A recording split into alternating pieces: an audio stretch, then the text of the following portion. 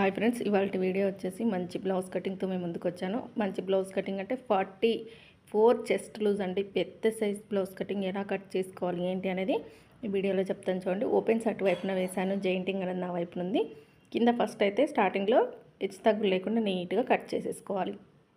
ఇలా కట్ చేసుకున్న తర్వాత ఒక హాఫ్ ఇంచ్ కుట్ల కోసం అండి, ఖచ్చితంగా హాఫ్ ఇంచ్ కుట్లకైతే పెట్టేసుకోవాలి.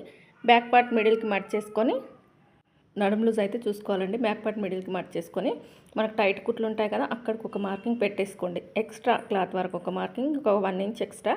ఇక్కడ సైజ్ బ్లౌజ్కి ఖర్చు తక్కువగా ఉంది, ఎందుకంటే ఇది వచ్చేసి పెద్ద సైజ్ కదా, మనకు మెయిన్ క్లాత్ కూడా సరిపోవాలి కాబట్టి మామూలుగా అయితే 2 ఇంచెస్ పెడతాం ఖర్చు. ఈ బ్లౌజ్కి నేను 1.5 ఇంచ్ తీసుకుంటాను అనమాట. ఇప్పుడు వచ్చేసి బ్లౌజ్ హైట్ బ్యాక్ డాట్ నుంచి షోల్డర్ వరకు ఎంత ఉంటే అంత బ్లౌజ్ హైట్ వచ్చేసి చూడండి. ఇలా వచ్చిన దానికంటే ఒక 1/2 ఇంచ్ పైకి పెట్టుకోవాలి. ఈ బ్లౌజ్లో మీరు ఖచ్చితంగా రెగ్యులర్గా చూసే వాళ్ళైతే గమనించండి, ఎక్కడ మార్పు జరుగుతుంది. రోజు కట్ చేసే బ్లౌజ్కి సైజ్ మారింది కదా, ఎక్కడ మార్పు జరుగుతుంది అనేది కామెంట్ చేయండి చూద్దాం చూసేవాళ్ళు.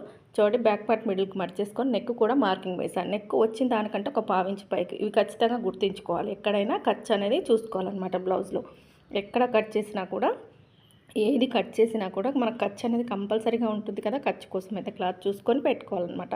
ఇప్పుడు వచ్చేసి చెస్ట్ అయితే నేను ఈ బ్లౌజ్కి బ్యాక్ సైడే చూస్తున్నానండి, ఫ్రంట్లో చూడట్లేదు. ఎందుకంటే మనకు వచ్చేసి ఇక్కడ ఫ్రంట్ అనేది తక్కువగా ఉందన్నమాట. అంటే ఫ్రంట్ పార్ట్ అనేది చాలా గ్యాప్ ఉంది. బ్యాక్ పార్ట్కి ఫ్రంట్ పార్ట్కి చాలా గ్యాప్ ఉండడం వల్ల నేను ఇక్కడ వచ్చేసి బ్యాక్ పార్ట్లోనే చూస్తున్నాను అనమాట. చూడండి, నీట్గా సర్దుతామంటే కూడా రానంత ఎక్కువగా బ్యాక్ పార్ట్ ఉందన్నమాట. ఇంకా మనం ఫ్రంట్లో చూసుకుంటాం కదా రోజు, కానీ ఈ బ్లౌజ్కి బ్యాక్లో చూసుకుంటున్నాను. బ్లౌజ్ని బట్టి కూడా మనం చూసే కొలతలు, పెట్టే కొలతలు మార్చుకోవాలన్నమాట. మార్చుకుంటూ కుట్టాలి, ఆ నైపుణ్యత రావాలి. అంతేకాని ఇలా కుడితేనే కరెక్ట్, ఇలా కుడితేనే రైట్ అవుతుంది అనేది మాత్రం మీ అపోహ మాత్రమే. చూడండి, ఇప్పుడు నేను ఇక్కడ బ్యాక్ పార్ట్ ఆ చంక కింద చివరి ఉంటుంది కదా కుట్టు, చంక కింద కుట్టు నుంచి ఈ చివరి వరకు నెక్ పై నుంచి ఇలా చెక్ చేసుకుంటే మనకు ఎంత వచ్చింది, 22 ఇంచులు వచ్చింది. మనం డబల్ ఫోల్డింగ్ మీద 11 పెట్టుకోవాలన్నమాట. దీనికి మనకు ఫ్రంట్లో 22 వస్తుంది, బ్యాక్లో 22, మొత్తం కలిపితే 44 ఇంచెస్ వచ్చేసి చెస్ట్. నడుము వచ్చేసి 40 ఇంచెస్. మనకు నడుముకి చెస్ట్కి మనకు 4 ఇంచెస్ తేడా ఉంది చూడండి బ్లౌజ్కి. ఇప్పుడు వచ్చేసి మనం చూస్తున్నాం కదా, మనం నడుము లూజ్ కూడా చూసేసుకుంటున్నాను. నేను 1-2 సార్లు చూసుకుంటున్నాను చూడండి ఇక్కడ.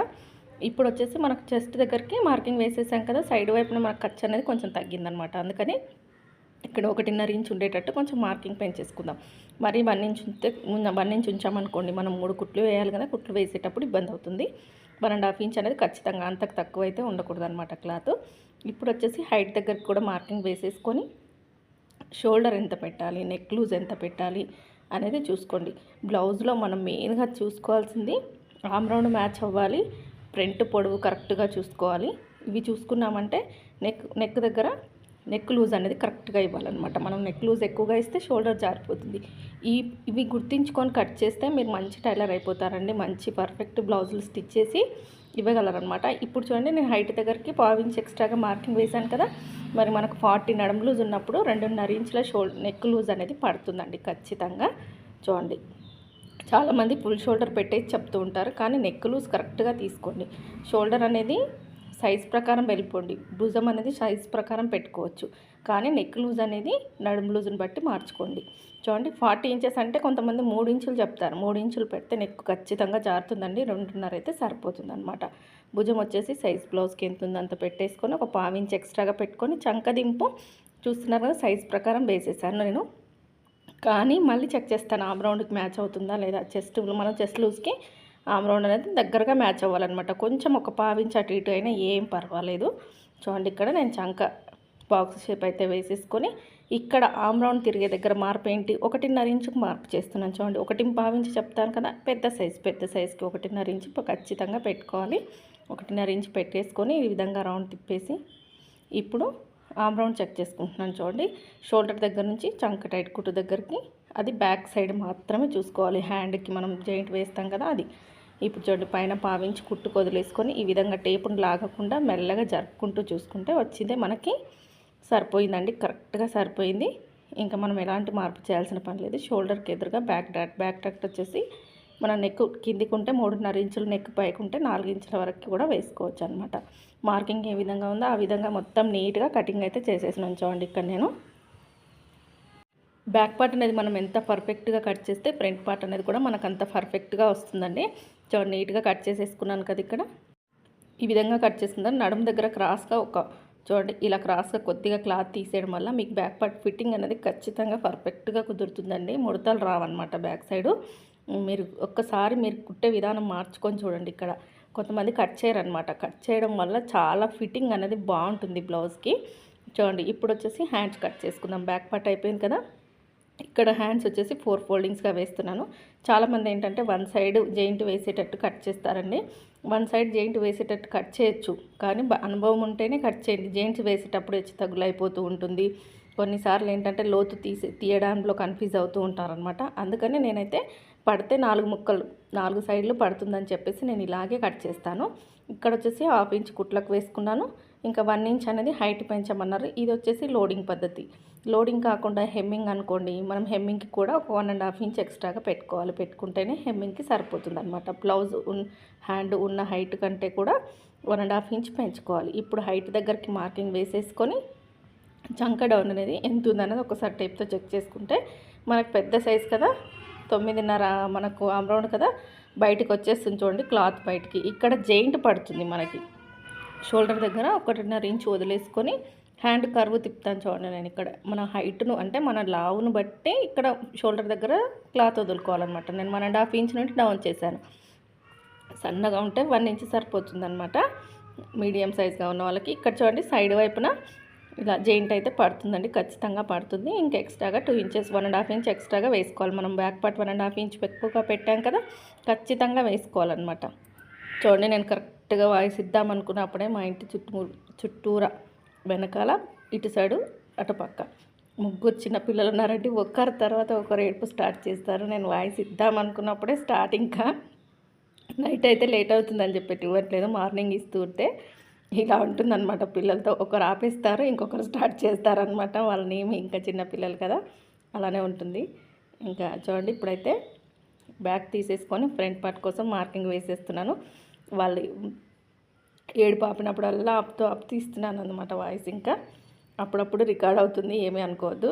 చూడండి ఇక్కడ ఫ్రంట్ సైడ్ అయితే ఈ విధంగా మార్కింగ్ వేసేసుకొని ఇలా బ్యాక్ పార్ట్ ఎలా ఉందో అలా మొత్తం నీట్గా మార్కింగ్ వేసేసుకోవాలి. మీరు మార్పులు గమనించాలి.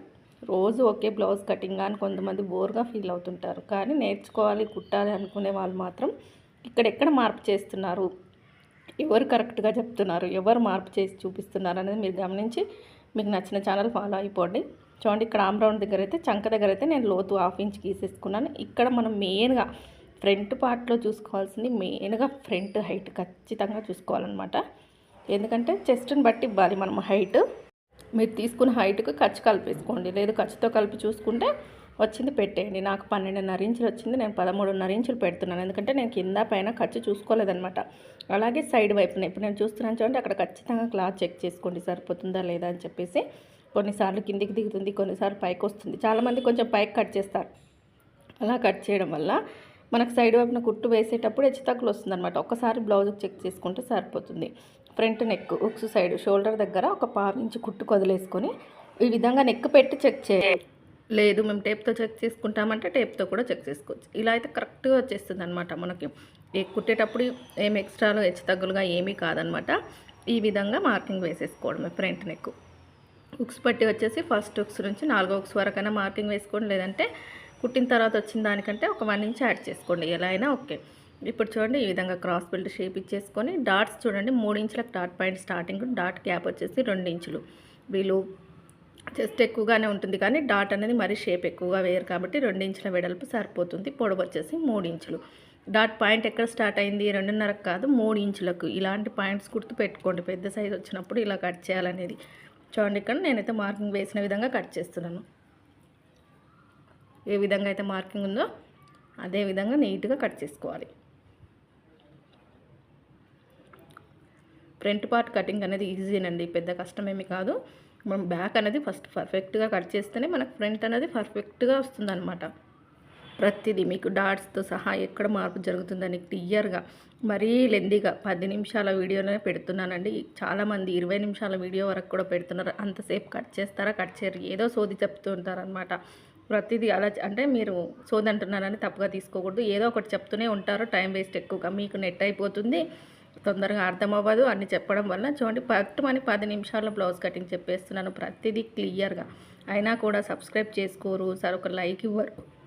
ప్లీజ్ లైక్ ఇవ్వండి. లైక్ ఇచ్చి సపోర్ట్ చేయండి. ఇప్పుడు క్రాస్ బెల్ట్ ఇట్లా బ్యాక్ పార్ట్ మీద ఫ్రంట్ పార్ట్ వేసేసుకొని ఉక్సు సైడ్ ఎంత పడుతుంది, ఇలా క్రాస్ బెల్ట్ సైడ్ ఎంత పడుతుందని చూసుకొని కట్ చేసుకోవాలి. ఇక్కడైతే నాకు క్లాత్ తక్కువగా ఉందండి. ఉన్న దాంట్లోనే తీస్తున్నాను. నా వీడియో కనుక మీకు ఎంతో కొంచెమైనా ఇన్ఫర్మేషన్ ఇస్తున్నాను, మీకు ఉపయోగం ఉంది అనుకుంటే మాత్రం లైక్ చేయండి ఫ్రెండ్స్. లైక్ చేసి సపోర్ట్ చేయండి. మంచి మంచి వీడియోస్ పెడుతున్నా కూడా సపోర్ట్ లేదనమాట. కొంచెం ఇంట్రెస్ట్ అనేది తగ్గుతుంది. అది తగ్గినప్పుడల్లా వీడియోస్ పెట్టాలనిపించట్లేదు. మీరు లైక్ చేస్తే మీరు ఇచ్చే లైక్స్ని చూసైనా వీడియోస్ చేయాలనిపిస్తుంది. వీడియో నచ్చితే మాత్రం లైక్ చేయండి ఫ్రెండ్స్. చివరి వరకు చూసిన వాళ్ళు కూడా కామెంట్ చేయండి, మీకు అర్థమవుతుందా లేదా అనేది కూడా నాకు తెలియాలి కదా. ఇక్కడ చూడండి క్రాస్ బెల్ట్కి అయితే జెయింట్ పడుతుందన్నమాట. నేను 1 మీటర్ పైన తీసుకున్నాను వీళ్ళకి లైనింగ్, అయినా సరిపోవట్లేదు. మళ్ళీ మనం ఇక్కడ హ్యాండ్స్కి కూడా జెయింట్ వేయాల్సి ఉంటుందన్నమాట. దానికి కూడా చూసుకోవాలి. ఇంకా క్లాత్ని అడ్జస్ట్ చేస్తున్నాను చూడండి. ఇక్కడ సగం క్రాస్ బెల్ట్ వచ్చింది కదా, ఈ నెక్ దగ్గర పైన ఉన్న క్లాత్ ఇది జెయింట్లు వేసేస్తాను. ఇంకా నెక్ దగ్గర ఉన్న క్లాత్ ఉక్స్ పట్టి కాజా పట్టికి అవుతుంది. మనకు నడుం పట్టికి మనకు కూర ఉన్న క్లాత్ ఉంటుంది కదా, అక్కడ నడుం పట్టికి తీసేస్తే సరిపోతుంది. నెక్ క్లాత్కి వచ్చేసి ఈ ముక్కలన్నీ క్రాస్ ముక్కలు ఉంటాయి కదా, క్రాస్ ముక్కలు తీసేసుకొని జాయింట్ చేసి వేసుకోవాలన్నమాట. ఇక్కడ చూడండి ఈ కూర ఉన్నది మనకు బ్యాక్ పట్టీ అనమాట. బ్యాక్ పట్టీకి సరిపోతుంది. ఈ క్రాస్ పీస్లన్నీ మనకి నెక్కి వచ్చేస్తాయి అనమాట. ప్రతి ముక్క కూడా పడేయకూడదు. బ్లౌజ్ స్టిచ్ చేసే వాళ్ళకి తెలుసండి ఈ ముక్కల విలువ. చాలా యూజ్ అవుతాయి అన్నమాట. వీడియో నచ్చితే లైక్ చేయండి ఫ్రెండ్స్, సపోర్ట్ చేయండి, సబ్స్క్రైబ్ చేసుకోండి. వీడియో చివరి వరకు చూసినందుకు థ్యాంక్ యూ.